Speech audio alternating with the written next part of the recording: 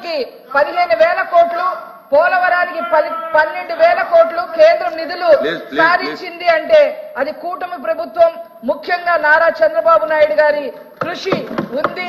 వారికి ప్రత్యేకంగా ఈ సభ ద్వారా ధన్యవాదాలు తెలియజేస్తా ఉన్నాం.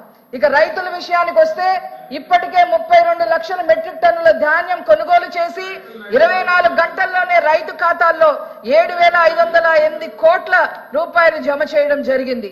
విద్యాశాఖ విషయానికి వస్తే 16,347 ఉపాధ్యాయ నియామకాలను డిఎస్సి నిర్వహణ ప్రక్రియ మొదలు పెట్టడం జరిగింది. ఇంటర్ విద్యార్థులకు మధ్యాహ్న భోజనం అమలు, జీవో 117 రద్దు, జగన్ రెడ్డి గారు పెట్టిన బకాయిల్లో కొంత విడుదల, ప్రతిభావంతులను యూనివర్సిటీలు వీసీలుగా నియమించడం ఇవన్నీ కూడా చోటు చేసుకున్నాయి. అంతేకాకుండా సర్వేపల్లి రాధాకృష్ణ విద్యార్థి మిత్ర పథకం ద్వారా 953 కోట్ల రూపాయల వ్యయంతో కిట్లు అందించడం జరిగింది. పాఠశాలలకు 100 కోట్లు, అంగన్వాడీ కేంద్రాలకి 52 కోట్లు మంజూరు చేసిన ఘనత మరి గౌరవనీయులు మంత్రివర్యులకే చెందుతుందని ఈ సందర్భంగా తెలియజేస్తా ఉన్నా. అంతేకాకుండా పంచాయతీల్లో ఉపాధి హామీ నిధులతో 3,500 కిలోమీటర్ల సీసీ రోడ్లు నిర్మాణం చేయడం జరిగింది. 25,000 మినీ గోకులాలు పూర్తి చేయడం జరిగింది. జగన్మోహన్ రెడ్డి గారు ప్రవేశపెట్టిన ల్యాండ్ టైటిలింగ్ యాక్ట్ రద్దును చేసి భూబకారుసుల నుండి ప్రజల ఆస్తులను రక్షణ కల్పించేందుకు ల్యాండ్ గ్రాబింగ్ యాక్ట్ రూపకల్పన కూడా చేయడం జరిగింది.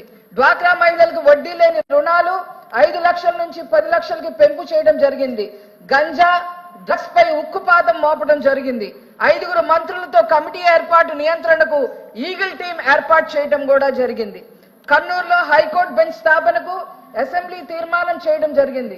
కర్నూలు జిల్లా ఓర్వకల్లు, కడప జిల్లా కొప్పర్తి పారిశ్రామిక వాడల్లో 25,000 కోట్ల పెట్టుబడులు, 75,000 మందికి ఉపాధి కల్పనకు కేంద్రం హామీ ఇవ్వడం కూడా జరిగింది. రాయలసీమ, ఉత్తరాంధ్రతో పాటు ప్రకాశం జిల్లాలో కేంద్రం నుండి ప్రత్యేక ప్యాకేజ్ సాధించడానికి అన్ని ప్రయత్నాలు కూడా జరిగాయి. నష్టాల్లో కూరుకుపోయిన విశాఖ స్టీల్ ను కాపాడేందుకు 11,440 కోట్లు కేంద్రం నుంచి ఆర్థిక సాయం ప్రకటించారు అంటే అది ఖచ్చితంగా ఎన్డీఏ కూటమి యొక్క ఘనత అని చెప్పి ఈ సందర్భంగా తెలియజేస్తా ఉన్నాం. తాజా కేంద్ర బడ్జెట్